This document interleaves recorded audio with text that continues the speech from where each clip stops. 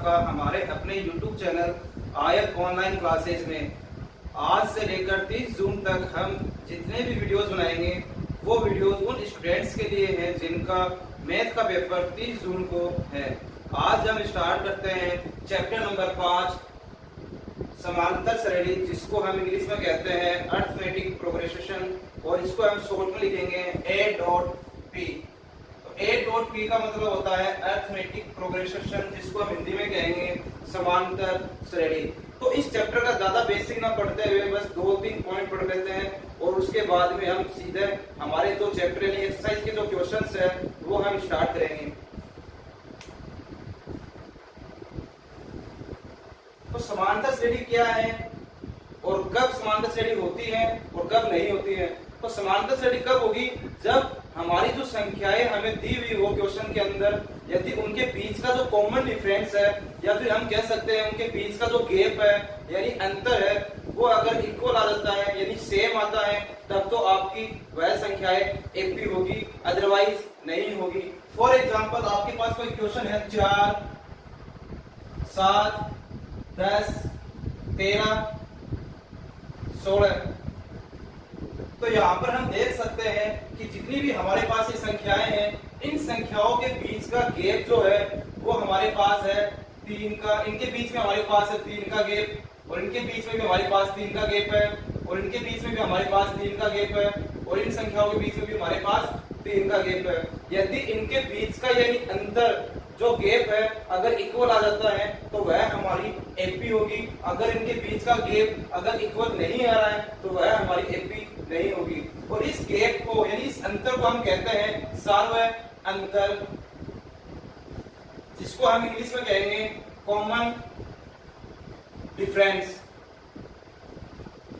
तो डिफरेंस को हम स्मॉल डी से लिखते हैं, तो यहाँ पर सार्वय अंतर को हम लिखेंगे, सॉरी डिफरेंस का जो फर्स्ट वर्ड है वो स्मॉल डी है, इसलिए हम कॉमन डिफरेंस यानी सार्वय अंतर को हम स्मॉल डी से लिखेंगे।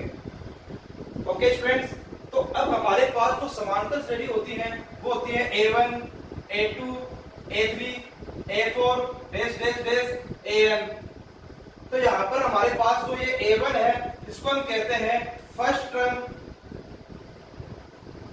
यानी पहला पद, A2 को हम कहते हैं सेकंड टर्म यानी द्वितीय पद। इसी प्रकार इसको हम कहेंगे थर्ड टर्म यानी तृतीय पद, इसको हम कहेंगे चतुर्थ पद यानी फोर्थ टर्म, और ये जो हमारे पास होता है इसको हम कहते हैं nth टर्म, हिंदी में कहते हैं nवां पद। तो हमारे पास जो A1 है, A2 है, A3 है, A4 है डैश डैश AN, तो यह हमारी समांतर श्रेणी है। अगर हमें A2 का मान निकालना हो तो A2 का मान जो होता है वो फॉर्मूला होता है हमारे पास A प्लस में B, और A3 का मान निकालना हो तो हमारे पास फॉर्मूला होगा A प्लस में 2D, यानी हमारे पास जो यहाँ पर n की वैल्यू है, n की वैल्यू 3 है, अगर इसमें से हम 1 कम कर देंगे तो यहाँ पर हमारे पास आएगा 2D। अगर हमें निकालना हो A4 तो A4 का फॉर्मूला होगा हमारे पास A प्लस में 3D, यानी हमें जो n की वैल्यू दी हुई है A के नीचे 4, इसमें से हमें 1 कम करते हुए लिखना है। या फिर इसका हम फॉर्मूले ये भी यूज कर सकते हैं, अगर हमें थर्ड टर्म निकालना हो यानी तीसरा पद निकालना हो तो पीछे वाली जो टर्म है यानी पीछे वाला जो पद है A2, इसमें अगर हम D का मान जोड़ दें तो हमारे पास A3 का मान आ जाएगा। अगर हमें निकालना हो A4 यानी चौथा पद निकालना हो तो हमें पीछे वाले पद में यानी A3 में D का मान जोड़ना होगा, तो हमारे पास A4 का मान निकल कर आएगा। अगर हमें AN का मान निकालना हो तो AN का जो फॉर्मूला होगा हमारे पास वो होगा A प्लस में, मैंने आपको बताया अभी फर्स्ट टर्म में हमें क्या करना है कि n में से मतलब जितना भी हमारे पास n का मान होता है उसमें से हमें 1 माइनस करना होता है। तो हमारे पास यहाँ पर n है तो n में से हम माइनस करेंगे 1 और गुणा में हमारे पास आता है b, तो यह हमारे पास फॉर्मूला बन गया an बराबर A प्लस में n माइनस 1 इंटू में d। इस an को हम कहते हैं nth टर्म या फिर इसको हम कहते हैं लास्ट टर्म। लास्ट टर्म को हिंदी में हम कहेंगे अंतिम पद। और nth को बोलेंगे nवा पद। हमारे पास यहाँ पर a है फर्स्ट टर्म, जिसको हम हिंदी में कहेंगे प्रथम पद या पहला पद। n को बोलते हैं हम टर्म, हिंदी में कहेंगे इसको पद। और d को कहते हैं सार्वय अंतर, जिसको हम इंग्लिश में कहेंगे कॉमन डिफरेंस। अगर हमें क्वेश्चन के अंदर पूछा जाए how many terms, number of terms, यानी हाउ मेनी टर्म्स मतलब पदों की संख्या, नंबर ऑफ टर्म्स मतलब हाउ मेनी टर्म्स का मतलब कितने पद है, नंबर ऑफ टर्म्स का मतलब पदों की संख्या, विच टर्म यानी कौन सा पद, विच नंबर यानी कौन सी संख्या, या विच हाउ मेनी प्राइज। अगर हमें यह क्वेश्चन के अंदर पूछा जाता है how many terms, number of terms, which terms या विच नंबर, तो हमें n का मान निकालना होता है। यदि हमें फर्स्ट टर्म यानी पहला पद दिया हुआ हो तो हमेशा वह a का मान होता है। यदि हमें सार्वय अंतर या कॉमन डिफरेंस दिया हुआ हो तो हमें d का मान दिया हुआ होता है। और हमें यदि अंतिम पद यानी a या फिर nवा पद या फिर हम इंग्लिश में कह सकते हैं लास्ट टर्म या nth टर्म दिया हुआ हो तो हमेशा वह an का मान या तो दिया हुआ होता है या फिर पूछा जाता है।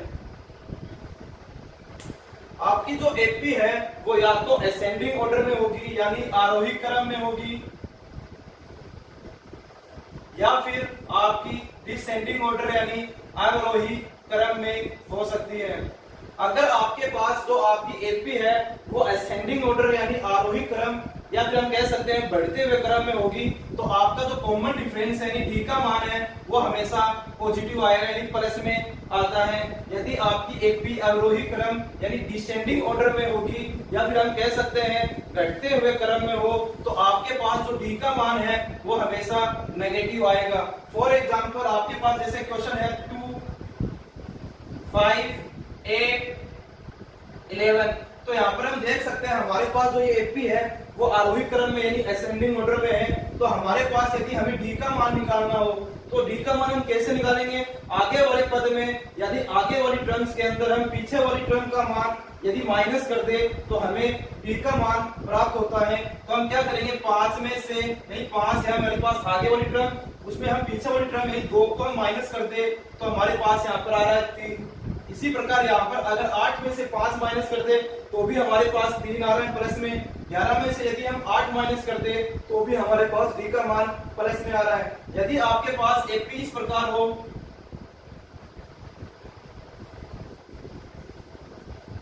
तो यहाँ पर हम देख सकते हैं हमारे पास जो एपी है वो अवरोही क्रम में है यानी डिसेंडिंग ऑर्डर में है। तो हमारे पास जो डी का मान आएगा वो आएगा नेगेटिव। अगर हम 8 में से 10 को माइनस करें तो यहाँ पर हमारे पास 8 प्लस में है और 10 माइनस में है तो हमारे पास आएगा माइनस के 2। तो हमारा जो डी का मान है वो या तो प्लस में हो सकता है या माइनस में हो सकता है या फिर आपके पास डी का मान 0 भी आ सकता है।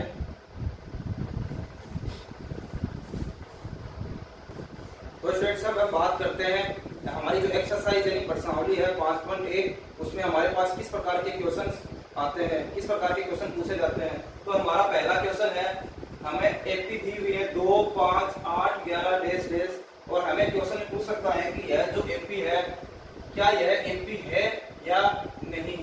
हमें बताना है कि यह जो श्रेणी हमें दी हुई है क्या यह एपी है या नहीं। तो हमने आपको बताया कि एपी की कंडीशन क्या होती है, यदि इन संख्याओं के बीच का जो गैप है यानी सार्वय अंतर है यदि आपके पास इक्वल आ रहा है तो आपके पास एपी होगी, अदरवाइज नहीं होगी। तो हमें डी का मान निकालना है तो कैसे निकालेंगे, 5 में से 2 गए या फिर हम लिख सकते हैं a2 माइनस a1। यह हमारे पास है पहला टर्म यानी फर्स्ट टर्म पहला पद जिसको हम कहते हैं सेकंड टर्म यानी द्वितीय पद जिसको हम कहते हैं तृतीय पद यानी थर्ड टर्म। तो आगे वाली टर्म में से हम पीछे वाली टर्म को माइनस करें तो हमारे पास कॉमन डिफरेंस यानी डी का मान प्राप्त होता है। तो a2 माइनस a1 यानी 5 में से हमने 2 को माइनस किया तो हमारे पास आएगा 3। इसी प्रकार a3 माइनस a2 तो 8 में से 5 गए तो हमारे पास बचते हैं 3। मतलब इनके जो बीच का जो डिफरेंस है, इनके बीच का जो अंतर है वो सेम आ रहा है। तो हम लिख सकते हैं कि यह जो है हमें दी हुई है संख्याएं वह एपी है। हमारा जो क्वेश्चन नंबर 2 है वो इस प्रकार आता है।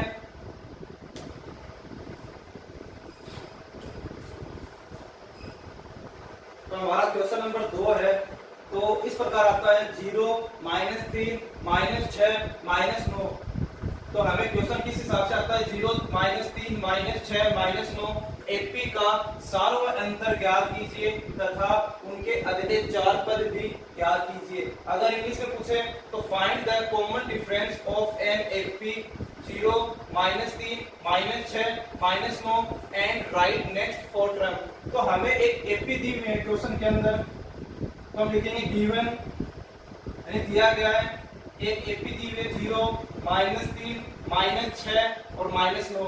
तो हमें सबसे पहले अंदर हमें बताना है सार्व अंतर यानी कॉमन डिफरेंस का मान बताना है। तो मैंने आपको बताया कि कॉमन डिफरेंस कैसे निकालते हैं, d बराबर a2 माइनस a1। मतलब नेक्स्ट टर्म में से यदि हम अगले पद में से पिछले वाले पद को घटा दे यानी माइनस कर दे तो हमारे पास कॉमन डिफरेंस यानी d का मान प्राप्त होता है। तो a2 का मान हमारे पास है -3 और a1 का मान हमारे पास है 0। तो माइनस के 3 में से 0 घटाएंगे तो हमारे पास -3 बचेगा। तो यह हमारा है b का मान। अब हमें पूछा गया है आगे अगले 4 पद यानी नेक्स्ट 4 टर्म। तो हमारे पास यह है a1, a2, a3, a4। अब हमें पूछा गया है a5, a6, a7, a8। मतलब इनके जो आगे के जो 4 टर्म्स है, इनके आगे के जो 4 पद है उन पदों का मान हमें निकालना है। यदि हमें a5 निकालना है तो मैंने आपको बताया था a प्लस में हमारे पास यहाँ पर n का मान है 5। अगर इसमें से हम 1 माइनस कर दे तो हमारे पास बचेगा 4d। a6 का फॉर्मूला होगा हमारे पास a प्लस में 5d। मतलब एक कम करते हुए लिखना आपको d के साथ। तो a प्लस में 6d, a प्लस में 7d। तो a का मान हमारे पास है, a कहते हैं हम फर्स्ट टर्म को यानी पहला पद। जो भी हमारे पास एपी दी हुई होती है उसमें जो भी पहला पद होता है यानी फर्स्ट टर्म होती है उसी को हम कहते हैं a। तो यहाँ पर हमारे पास a का मान है 0 प्लस में 4 इंटू d का मान हमारे पास है -3। तो 4 को -3 से मल्टीप्लाई करेंगे तो हमारे पास आएगा -12। इसी प्रकार 0 प्लस में 5 इंटू d का मान हमारे पास है -3 तो हमारे पास आएगा -15। a का मान 0, 6 इंटू d का मान हमारे पास है -3 तो हमारे पास आएगा -18। तो 0 प्लस में 7 इंटू d का मान हमारे पास है -3 तो हमारे पास आएगा -21। तो यहाँ पर हम देख सकते हैं कि आगे भी हमारे पास जो कॉमन डिफरेंस का मान है वो -3 आ रहा है। तो यहाँ पर देखो -15 में से पिछले वाली टर्म यानी माइनस के जो 12 है अगर उसको हम माइनस करें तो यहाँ पर ये माइनस मिलकर हमारे पास हो जाएगा प्लस के 12 माइनस के 15। तो माइनस के ज्यादा है हमारे पास कितने ज्यादा है 3 तो माइनस के 3। तो यहाँ पर भी हमारे पास कॉमन डिफरेंस जो है वो इक्वल आ रहा है। तो इस प्रश्नावली में यानी हमारी जो 5.1 की एक्सरसाइज है उसमें हमारा क्वेश्चन नंबर 3 है। तीसरे टाइप का जो क्वेश्चन है इसमें हमें दिया हुआ a की वैल्यू हमें दी हुई है -1 और d का मान हमें दिया हुआ है 1/2। तो पिछले और हमें पूछा गया है फर्स्ट 4 टर्म। तो पीछे वाले क्वेश्चन के अंदर हमें एक एपी दी हुई थी और उस एपी में हमें एक तो बताना था कॉमन डिफरेंस यानी d का मान और हमें बताना था नेक्स्ट 4 टर्म अगले 4 पद। लेकिन इस क्वेश्चन के अंदर हमें फर्स्ट टर्म यानी a का मान दिया हुआ है और कॉमन डिफरेंस सर्वांतर यानी d का मान दिया हुआ है और स्टार्टिंग के जो 4 पद है, स्टार्टिंग के जो फर्स्ट 4 टर्म्स है उनका मान हमें पूछा गया है। तो हमें स्टार्टिंग का एक फर्स्ट टर्म तो हमें दी हुई है a1, हमें निकालना है a2, a3 और a4। हमारी यह एपी होती है, इसमें हमारे पास a1 का मान हमें क्वेश्चन के अंदर गिवन है, हमें निकालना है a2, a3 और a4। तो स्टूडेंट्स इजी क्वेश्चन है ये। तो अगर आपको a2 निकालना हो तो मैंने आपको बताया था 1 प्लस में 2 में से माइनस गया 1 तो हमारे पास बचेगा केवल 1d। तो a का मान हमारे पास है -1 प्लस में d का मान हमारे पास है 1/2। तो -1 में से यदि हम माइनस के 1 में अगर हम प्लस के 1/2 को जोड़े तो हमारे पास बचता है माइनस का 1/2, क्योंकि यहाँ पर हमारे पास 1 माइनस का है। अगर हमें a3 निकालना हो तो a प्लस में 2d, तो a का मान हमारे पास है -1 प्लस में 2 गुणा में d का मान हमारे पास है 1/2, 2 से 2 हमारे पास हो रहा है कैंसिल, तो हमारे पास बचता है -1 प्लस में 1, तो बराबर में आएगा हमारे पास 0।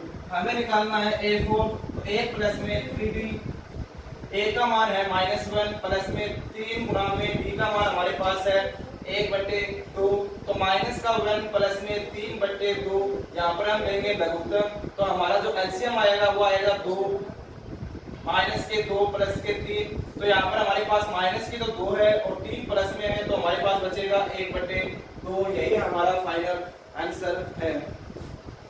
तो हमारे यहाँ पर 5.1 के जितने भी टाइप के क्वेश्चंस हैं वो हमने करवा दिए हैं। अब हम स्टार्ट करते हैं 5.2 के क्वेश्चंस। तो स्टूडेंट्स 5.2 के अंदर जो हमारे जो सूत्र काम आने वाला है वो है an बराबर a प्लस में n-1 इंटू में d। मैंने आपको बताया था an यानी nth टर्म, या फिर इसको कहते हैं लास्ट टर्म, हिंदी में कहेंगे nवां पद या अंतिम पद। a को कहेंगे फर्स्ट टर्म यानी पहला पद, प्रथम पद, और n को कहते हैं टर्म यानी पद, और d को कहेंगे सार्वअंतर यानी कॉमन डिफरेंस। अभी क्वेश्चन में how many terms, number of terms, जो सबसे ज्यादा स्टूडेंट्स कंफ्यूज होते हैं वो होते हैं an और n के मान में। यदि हमें लास्ट टर्म या nth टर्म पूछे तो समझ लेना आपको an का मान पूछा गया है। यदि आपसे how many terms, number of terms, which terms, number of prize यह पूछे, यानी पदों की संख्या, कितने पद होंगे, कौन सा पद होगा, कितने पुरस्कार होंगे, अगर यह पूछा जाए तो हमेशा यानी n का मान पूछा जा रहा है। अगर हमसे जैसे क्वेश्चन में पूछ रहे हैं 40th टर्म यानी 40वां पद ज्ञात कीजिए, तो स्टूडेंट्स हमें डायरेक्ट फॉर्मूला यूज करना है। मैंने आपको बताया था 40वां पद निकालना है, मतलब a40 निकालना है हमें, यानी n का मान हमें कितना किया हुआ है 40, तो हमें a40 निकालना हो तो फॉर्मूला हम लगाएंगे a प्लस में 1 कम करेंगे तो कितना बच जाएगा हमारे पास 39d। तो हम डायरेक्ट यह फॉर्मूला लगा सकते हैं, इसकी बजाय a40 बराबर a प्लस में 39d। तो हमारा जो क्वेश्चन नंबर फर्स्ट है वो है हमें एक एपी दी हुई है समांतर श्रेणी 9, 13, 17, 21 का 24वां पद ज्ञात कीजिए। इंग्लिश में हमारे पास है find 24th term of AP 9, 13, 17, 21। तो सबसे पहले आपको क्या करना है, यहाँ पर जो भी हमें एपी दी हुई है वो लिखनी है। तो हम लिखेंगे गिवन यानी दिया गया है, एपी कौन सी एपी दी हुई है 9, 13, 17, 21। अब इस एपी के अंदर हमें जो फॉर्मूला यूज करना है उस फॉर्मूले के अंदर हमें कौन कौन से मान का पता होना है वो हमें लिखना है। तो हम सबसे पहले नीचे फॉर्मूला लिख देते हैं an बराबर a प्लस में n-1 इंटू में d, या फिर आप डायरेक्ट यह भी फॉर्मूला लगा सकते हैं। हमें पूछा गया है 40वां पद यानी 24वां पद पूछा गया है 24th टर्म। तो हमारे पास जो 24 का फॉर्मूला होगा वो होगा a प्लस में 23d। एक कम कर देंगे 24 में से तो हमारे पास बचेगा 23। अब हमें इस फॉर्मूले के अंदर एक तो हमें चाहिए a का मान और एक चाहिए हमें d का मान। तो a और d का मान हम इस AP की सहायता से आसानी से निकाल सकते हैं। तो यहाँ पर हमारे पास जो 9 है वो है a का मान, यानी पहला जो भी संख्या होगी वो आपकी a का मान होगा। d का मान हम निकालेंगे a2 माइनस a1, मतलब नेक्स्ट टर्म में से अगर हम पिछले वाली जो टर्म्स है यानी पिछले वाली जो संख्या है उसको माइनस करनी होगी, तो a2 मतलब 13 और a1 का मान है 9, तो हमारे पास बचेगा 4। तो a24 बराबर a का मान हमारे पास है 9 प्लस में 23 गुणा में d का मान हमारे पास है 4। तो 9 प्लस में 23 चौक 92, तो 92 प्लस में 9 होते हैं हमारे पास 101, यही हमारा फाइनल आंसर है। तो स्टूडेंट्स आपको इस प्रकार से क्वेश्चंस करने हैं। सबसे पहले आपको एपी लिखनी है, फिर आपको जो पूछा गया है उसका सूत्र लिखना है। जैसे हमें पूछा गया था 24वां पद 24th टर्म, तो 824 का हमने फॉर्मूला लिखा। अब इस फॉर्मूले के अंदर हमें किस किस का मान हमें निकालना है वो लिखना है। ए का मान हमने लिखा, बी का मान हमने लिखा, फिर हमने क्वेश्चन फॉर्मूले के अंदर पुट कर दिया। तो स्टूडेंट्स हमारे पास इस प्रश्नावली का जो दूसरा टाइप का जो क्वेश्चन है वो है एपी हमें दी हुई है 3, 15, 27, 39 का कौन सा पद 639 है। विच term of an AP 3, 3, 15, 27, 39 dash dash is 639। तो स्टूडेंट्स आपको जब भी क्वेश्चंस करने हैं तो सबसे पहले आप आसानी से यानी आराम से क्वेश्चन को पढ़िए, फिर उसके बाद में हमें यह देखना है कि हमें किसका मान पूछा गया है और हम कौन सा सूत्र हमें इस क्वेश्चन के अंदर यूज करना है। तो हम पढ़ेंगे, हमें जो सबसे पहले दिया हुआ है वो लिख लेते हैं। हमें गिवन है एपी, तो हमने लिखा एपी का मान जो हमें दिया हुआ है 3, 15, 27, 39, ये हमें एपी दी हुई है। अब हमें पूछा गया है कौन सा पद यानी विच टर्म। तो मैंने आपको बताया था जैसे ही हमने कौन सा पद यानी विच टर्म का नाम देखा तो हमारे दिमाग में आया कि हमें पूछा गया है एन का मान। तो मैंने आपको बताया था कि कौन सा पद या विच टर्म या हाउ मेनी टर्म्स आपके क्वेश्चन के अंदर आ जाए तो हमेशा हमें एन का मान ज्ञात करना है। तो यह और यह हमारे पास इधर दिया हुआ है 639। तो हमें सबसे पहले यहाँ पर फॉर्मूला लगाएंगे an बराबर a प्लस में n माइनस 1 इंटू में d। हमारे पास तो यहाँ पर हमारे पास an का मान गिवन है यानी अंतिम पद हमें दिया हुआ है लास्ट टर्म 639। a का मान हमें दिया हुआ है 3 यानी फर्स्ट टर्म हमारे पास है 3। स्मॉल डी हम निकालेंगे यानी कॉमन डिफरेंस हम कैसे निकालेंगे, 15 में से 3 को करेंगे माइनस, तो हमारे पास बचेगा 12। तो यहाँ पर आपको सूत्र लिखना है a2 माइनस a1। अब हमारे पास an का मान भी हमें पता है, a का मान भी हमें पता है और हमें d का मान भी पता है। हमें निकालना है n का मान। तो सबसे पहले हम an का मान रखेंगे 639। a का मान हमारे पास है 3 प्लस में n माइनस 1 इंटू में हमारे पास d का मान है 12। तो स्टूडेंट सबसे पहले आपको क्या करना है, ये जो इधर a की जो वैल्यू है इसको इधर लेकर आना है। सबसे पहले जब भी आपको इस क्वेश्चन के अंदर n का मान पूछे तो आपको क्या करना है, जो आपके पास a का मान है उसको इधर लेकर आना है लेफ्ट साइड में। तो 639 तो प्लस के 3 इधर आएंगे तो बचेंगे हमारे पास माइनस के 3, इधर बचेगा हमारे पास n माइनस 1 इंटू में 12। तो इन दोनों को माइनस करेंगे तो हमारे पास बचेगा 636 बराबर n माइनस 1 इंटू में 12। अब हमें क्या करना है, जो मल्टीप्लाई में है इस कोष्टक के मल्टीप्लाई में जो d का मान है उसको इधर भेजना है। तो यहाँ पर हमारे पास मल्टीप्लाई में 12 है, इसको इधर भेजेंगे तो हमारे पास आएगा डिवाइड में, तो 636 डिवाइड बाई 12 बराबर में हमारे पास बचेगा n माइनस 1। तो जब हम 12 का डिवाइड 636 में देंगे तो हमारे पास आएगा 53 बराबर n माइनस 1।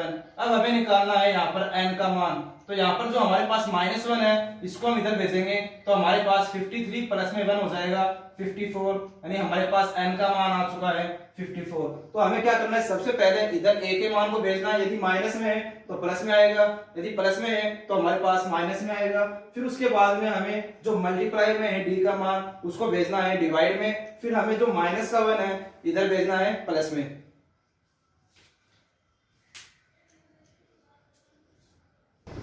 तो फ्रेंड्स हमारे पास क्वेश्चन नंबर 3 है, यदि एपी का तीसरा तथा 9वां पद हमें दिया हुआ है 4 व -8 तो इसका कौन सा पद शून्य होगा। इंग्लिश में, if third and ninth term of an AP is 4 and -8 then which term of it will be 0। मतलब हमें पूछ रहा है, हमें दिया हुआ है तीसरा पद यानी थर्ड टर्म, तो हमें जब भी third term, ninth term, seventh term या 7वां पद अगर ऐसा दिया हुआ है तो हमारे पास होता है हमेशा ये, जैसे हमें तीसरा पद दिया हुआ है तो हम लिख देंगे यहाँ पर a3, हमें 9वां पद यानी नाइन्थ टर्म दिया हुआ है तो हम लिख देंगे an। तो a3 का मान हमें दिया हुआ है 4 और a9 का मान हमें दिया हुआ है -8। यह हमें क्वेश्चन के अंदर गिवन है। अब हमें पूछा क्या गया है, इसका कौन सा पद शून्य होगा, यानी विच term of it will B zero, कौन सा पद, या फिर हम कह रहे हैं विच टर्म। तो जब भी कौन सा पद या विच टर्म जैसे ही हमारे पास क्वेश्चन के अंदर आया तो हमें निकालना है n का मान। तो हमारा जो फॉर्मूला होता है वो होता है an बराबर a plus n minus 1 into में d। तो हमें यहाँ पर n का मान निकालना है और यहाँ पर हमारे पास ना तो a का मान पता है, ना ही d का मान पता है, और ना ही यहाँ पर हमारे पास an का मान दिया हुआ है शून्य, यानी जीरो हमें an का मान दिया हुआ है। तो सबसे पहले अगर हमें इस क्वेश्चन के अंदर n का मान यानी which term, how many terms, या फिर हम कह रहे हैं कौन सा पद निकालना हो, तो हमें सबसे पहले यहाँ पर a और d का मान निकालना होगा। तो a और d का मान निकालने के लिए हमें एक हिंट दी हुई है क्वेश्चन के अंदर a3 और a9। तो यहाँ पर हम सूत्र लिखेंगे, फॉर्मूला a3 का फॉर्मूला होता है हमारे पास a प्लस में 2d, एक कम करते हुए लिखना है बराबर में 4, और a9 का फॉर्मूला होता है a प्लस में 8d बराबर में माइनस के 8। यह हमारे पास है इक्वेशन नंबर फर्स्ट, और इसको देखिए हमने इक्वेशन नंबर सेकेंड। तो स्टूडेंट्स जब भी हमें दो अननोन वैल्यू यानी दो अज्ञात राशि का मान निकालना हो तो हमारे पास हमेशा दो इक्वेशंस होनी चाहिए, और दोनों इक्वेशंस को हम या तो विलोपन विधि द्वारा यानी या फिर हम कह सकते हैं स्थानापन्न विधि द्वारा हमें उनका मान निकालना होता है। तो हम यहाँ पर क्या करेंगे, इक्वेशन फर्स्ट में से इक्वेशन सेकेंड को सबट्रैक्ट यानी माइनस करेंगे। तो हम लिखते हैं subtract equation first from equation second, मतलब समीकरण एक में से समीकरण दो को घटाने पर, तो हम लिखेंगे a प्लस में 2d बराबर 4, a प्लस में 8d बराबर माइनस के 8। तो यहाँ पर हमें क्या करना होगा, जब भी हम समीकरण जिस भी समीकरण को हम माइनस करेंगे उस समीकरण के जितने भी मान हैं उनके जो साइन है वो चेंज हो जाते हैं। यहाँ पर प्लस माइनस में हो जाएगा, a माइनस में हो जाएगा, यहाँ पर माइनस के 8 है वो हमारे पास हो जाएंगे प्लस में। यहाँ पर हमारे पास a में से a गया तो 0 बचता है, यहाँ पर प्लस के 2 है और माइनस के 8 है तो हमारे पास बचेगा माइनस के 6d, प्लस के 8 है और प्लस के 4 है तो हमारे पास आएगा 12। हमें निकालना है यहाँ पर d का मान, तो माइनस की जो 6 है वो d के गुणा में है, इधर भेजेंगे तो हमारे पास आएगा भाग में, तो 6 का भाग जब हम 12 में देंगे तो हमारे पास आएगा माइनस के 2। अब हमें निकालना है a का मान, तो इस d का मान या तो आप इक्वेशन नंबर फर्स्ट में रख दो या इक्वेशन नंबर सेकेंड में। तो हम लिख देंगे d का मान समीकरण एक में रखने पर, या इंग्लिश में कहेंगे put value of d put in equation first. तो a का a प्लस में 2 इंटू में d का मान हम रखेंगे माइनस के 2 बराबर में 4। तो a 2 को माइनस के 2 से मल्टीप्लाई करेंगे तो हमारे पास आएगा माइनस के 4 और बराबर में 4। तो माइनस के 4 को उधर भेजेंगे तो हमारे पास आएगा प्लस में, तो 4 और 4 मिलकर बनता है हमारे पास 8। अब हमारे पास a और d का मान आ चुका है। अब हम लगाएंगे सूत्र an बराबर a plus n minus 1 into में d। an का मान हमें दिया हुआ है 0, a का मान हमारे पास आया 8 प्लस n माइनस 1 इंटू में d का मान हमारे पास है माइनस के 2। मैंने आपको अभी बताया था जब भी n का मान निकालना हो तो सबसे पहले जो a का मान है उसको इधर भेजना होता है। तो 0 प्लस के 8 इधर भेजेंगे माइनस के 8, n माइनस 1 इंटू में माइनस के 2, यहाँ पर हमारे पास बचेगा माइनस के 8। अब हम क्या करेंगे, जो मल्टीप्लाई में यानी d का जो मान है उसको हम इधर भेजेंगे तो हमारे पास आएगा भाग में यानी डिवाइड में, तो हमारे पास बचेगा n माइनस 1, माइनस से माइनस कैंसिल, 2 का डिवाइड 8 में हमारे पास आता है 4 बार बराबर n माइनस 1। तो माइनस का 1 इधर आएगा हमारे पास आएगा प्लस में, तो n का मान आ जाएगा हमारे पास 5। यही हमारा फाइनल आंसर है। हमारा क्वेश्चन नंबर 5 है, किसी समांतर श्रेणी का तीसरा पद 16 है और सातवां पद पांचवें पद से 12 अधिक है, तो हमें निकालना है FP यानी समांतर श्रेणी निकालनी है। इंग्लिश में if third term of FP is 16 and seventh term is 12 more than fifth term then find FP। तो स्टूडेंट्स इसके अंदर हमें जो क्वेश्चन के अंदर दिया हुआ है वो दिया हुआ है तीसरा पद यानी थर्ड टर्म। तो हमें लिखना है सबसे पहले थर्ड टर्म, जिसको हम लिखेंगे A3। तो A3 का मान हमारे पास है 16।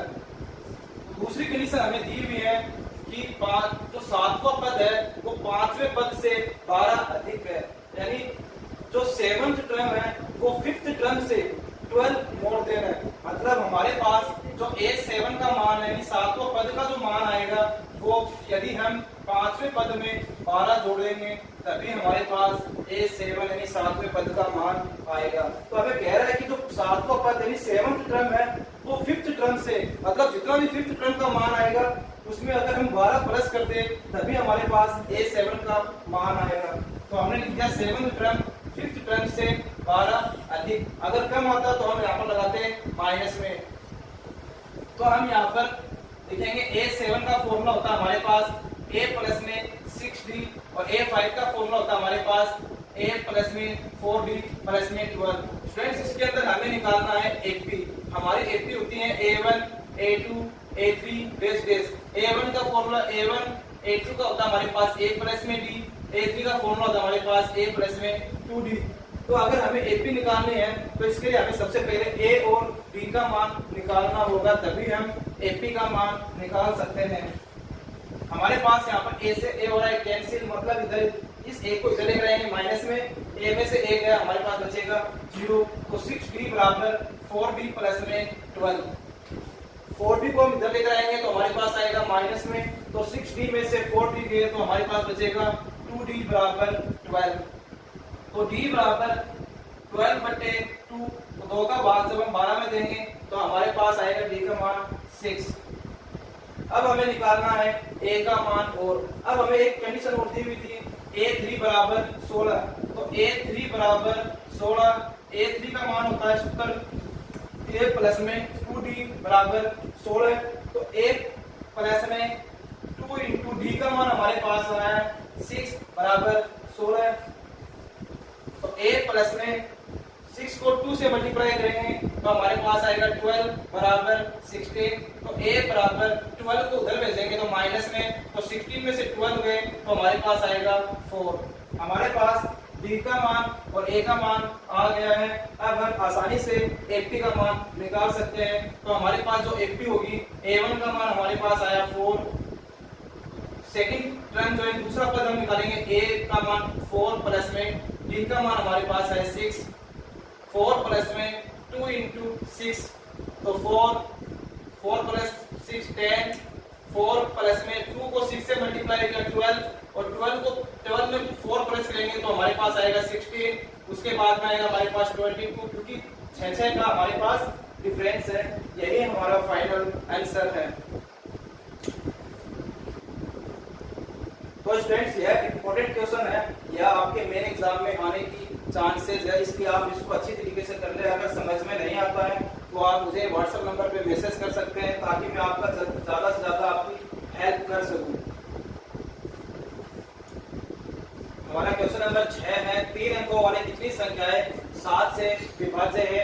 How many 3 digits number are divisible by 7?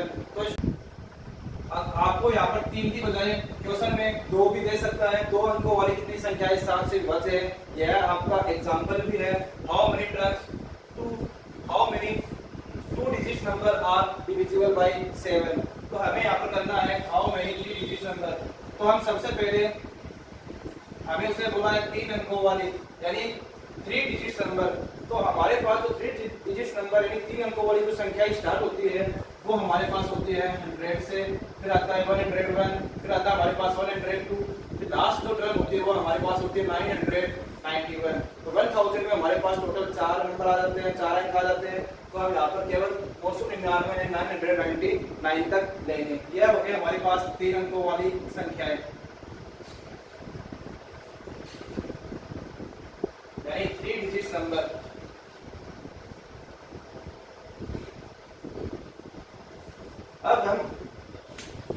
अब हमें दिया हुआ है 7 से विभाज्य। तो हमें यहाँ पर देखना है कि इन 3 नंबर वाली जो संख्याएं हैं वो कौन कौन सी संख्या है जिसमें 7 का पूरा भाग यानी 7 से पूरी तरह से डिविजिबल है। तो 100 में हमारे पास 7 का डिवाइड नहीं जाता है, 101 में भी नहीं जाता है, हमारे पास जाता है 105 में। तो 7 एकम 7, 3 7 5 35, तो हमारे पास 15 बार पूरा भाग जा रहा है। तो हमारे पास स्टार्टिंग जो संख्या होगी वो होगी 105। उसके बाद में 7 प्लस कर दो 112, फिर 7 प्लस कर दो 119। फिर यहाँ पर हम देखेंगे 999 भी हमारे पास 7 से डिविजिबल नहीं है, तो हमारे पास जो 7 से डिविजिबल होगी वो होगी 994। आपको कोशिश करनी है 998 भी नहीं होगी, 995 भी नहीं होगी, हमारे पास आएगी 994। तो हम यहाँ पर लिखेंगे 3 डिजिट नंबर डिविजिबल बाई 7, यानी 3 अंकों वाली 7 से भाज्य 3 अंकों वाली संख्या।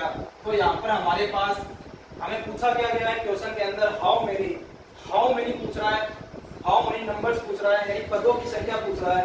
3 अंकों वाली कितनी संख्या है, हाउ मेनी नंबर। जैसे क्वेश्चन के अंदर हमने पढ़ा तो हमें निकालना है n का मान। तो हमारा जो फॉर्मूला होता है वो होता है an बराबर a plus n minus 1 into में d। तो हमें an का मान, a का मान अगर और d का मान अगर हमें पता है तो हम आसानी से n का मान निकाल सकते हैं। तो हमारे पास a का मान है यहाँ पर 105 यानी फर्स्ट टर्म, और d का मान हम निकालेंगे a2 माइनस a1 यानी 112 में से 105 को करना होगा माइनस, तो हमारे पास बचेगा 7। और हमें an यानी अंतिम पद यानी लास्ट टर्म जो है वो हमारे पास है 994। तो यहाँ पर हम कर देंगे 994, 105 और 7। तो आपको आगे इस क्वेश्चन को कर लेना है। 105 को इधर भेजेंगे माइनस में, तो जितना भी बचेगा उसमें हमें 7 का डिवाइड देना है। फिर 7 का डिवाइड देने पर जितना हमारे पास आंसर आएगा उसमें हमें करना है प्लस का 1, और आपका आ जाएगा फाइनल आंसर n बराबर 128। तो हमारे पास टोटल 128 संख्याएं हैं जो 7 से विभाज्य है 3 अंकों वाली। यही हमारा फाइनल आंसर है।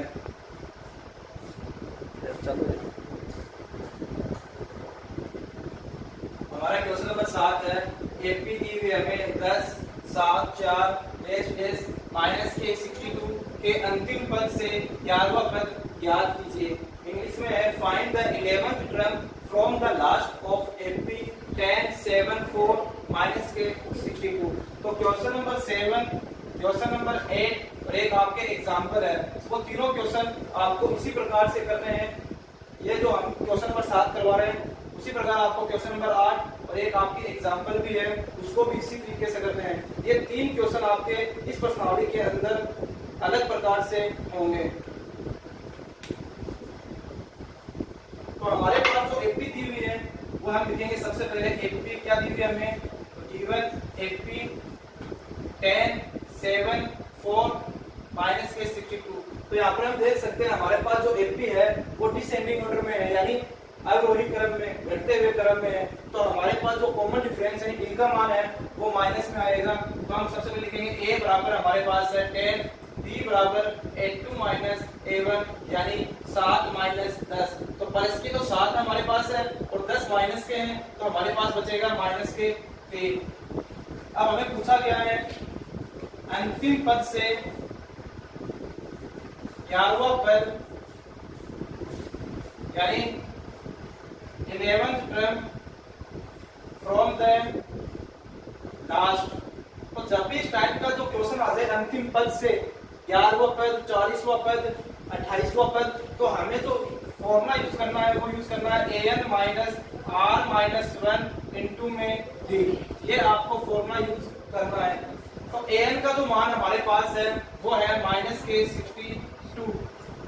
तो यहाँ पर हम लिखेंगे माइनस के 62 माइनस r का मान हमारे पास है 11। यहाँ पर आप n भी लिख सकते हो, n माइनस 1 इंटू में d। हमारे पास n का मान दिया हुआ है 11वां पद यानी 11 दिया हुआ है माइनस 1 इंटू में d का मान हमारे पास है माइनस के 3। तो माइनस के 62 माइनस 11 में से 1 गया तो बचता हमारे पास 10 इंटू माइनस के 3। तो माइनस के 62 माइनस के 10 को माइनस के 3 से मल्टीप्लाई करेंगे तो हमारे पास आएगा प्लस के 30, यानी माइनस माइनस हो गया हमारे पास प्लस। तो माइनस के ज्यादा है हमारे पास और प्लस के है हमारे पास 30, तो हमारे पास बचेगा माइनस के 32 है। यह भी हमारा इंपॉर्टेंट क्वेश्चन है। 4 संख्याएं हमें एपी में दी हुई है। यदि इन चारों संख्याओं का जो योग है वो हमें दिया है 5, 50 तथा सबसे बड़ी जो संख्या है वो सबसे छोटी संख्या का 4 गुना है। तो संख्याएं याद कीजिए 4 number are in an FP. If sum of number is 50 and largest number is 4 times then the smaller number, then find the number. इस क्वेश्चन के अंदर हमें दो कंडीशन दी हुई है और हमें पूछा गया है फाइंड द नंबर। तो हम सबसे पहले मान लेते हैं let's 4 number in an FP, यानी हिंदी में लिखेंगे माना 4 समांतर श्रेणी में 4 संख्याएं हम मान लेते हैं A1, A2, A3, A4। यह हमारे पास 4 संख्याएं हैं। यदि अब हमें क्वेश्चन के अंदर जो पहली कंडीशन दी हुई है यानी केस फर्स्ट हमें जो दिया हुआ है वो दिया हुआ है कि यदि संख्याओं का अगर हम योग करें, यदि हम इन चारों संख्याओं का प्लस करें तो हमारे पास आता है 50। तो हम इनका प्लस करेंगे A1 प्लस में, A2 प्लस में, A3 प्लस में, A4 बराबर हमारे पास आएगा 50। तो A1 का फॉर्मूला A प्लस में, A2 का फॉर्मूला होता है A प्लस में D, A3 का फॉर्मूला होता है A प्लस में 2D और A4 का फॉर्मूला होता है हमारे पास A प्लस में 3D। मतलब एक एक कम करते हुए लिखना है D के साथ बराबर में 50। तो हमारे पास 1 A 2 3 और 4, तो हमारे पास 4 तो हो गए A और 6 हो गए हमारे पास B बराबर में 50। इसको हम छोटा भी कर सकते हैं, 2 का भाग जाता है 4 में भी जाता है, तो 2 का भाग 4 में 2 बार, 2 का भाग 6 में 3 बार और 2 का भाग 50 में जाएगा 25 बार। तो यह हो गया हमारे पास इक्वेशन नंबर फर्स्ट। आपको यहाँ पर भाग देने की आवश्यकता भी नहीं, अगर आप नहीं करना चाहते हो तो आप ये भी ले सकते हो 4A प्लस में 60 बराबर 50। हमारे पास जो कंडीशन नंबर सेकंड है वो हमें दी हुई है कि सबसे बड़ी जो संख्या है वो सबसे छोटी संख्या का 4 गुना है। मतलब कि जो लार्जेस्ट नंबर है हमारे पास, इसमें जो सबसे बड़ी संख्या है लार्जेस्ट नंबर है वो है A4। सबसे छोटी संख्या का 4 गुना, मतलब स्मॉलर नंबर जो है उसका 4 टाइम्स है कौन, लार्जेस्ट नंबर। तो हमारे पास जो स्मॉलर नंबर यानी छोटी संख्या है वो हमारे पास है A1, इसका कितना है 4 टाइम्स। मतलब A4 का जो मान है वो A1 का 4 टाइम्स है यानी 4 गुना है। तो A4 का सूत्र होता है हमारे पास A प्लस में 3D बराबर 4A। तो इस A को इधर भेजेंगे तो हमारे पास आएगा माइनस में, इधर बचेगा हमारे पास 3D, 4A माइनस का A, तो 3D बराबर 4A में से 1A गया तो हमारे पास बचता है A, 3A। 3 से 3 हमारे पास हो गया कैंसिल, तो हमारे पास A बराबर आ गया D। मतलब जितना A का मान है उतना ही मान A का है। अब इस A या इस A की जगह हम रखेंगे D इक्वेशन नंबर फर्स्ट में, तो हम लिख देंगे पुट A बराबर D इन इक्वेशन फर्स्ट, यानी A का मान समीकरण 1 में रखने पर।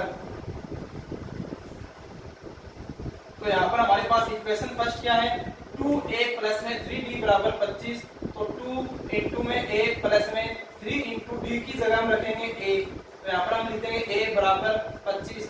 तो 2A प्लस में 3A बराबर 25, तो 2A प्लस में 3A मिलकर बनते हैं हमारे पास 5A बराबर में 25। तो 5 का भाग 25 में रहता है हमारे पास 5 बार, तो हमारे पास A का मान 5 है तो D का मान भी हमारे पास आएगा 5। अब हम ये जो 4 नंबर है वो आसानी से निकाल सकते हैं। तो हमारा जो फर्स्ट नंबर है A1 वो आ गया हमारे पास 5।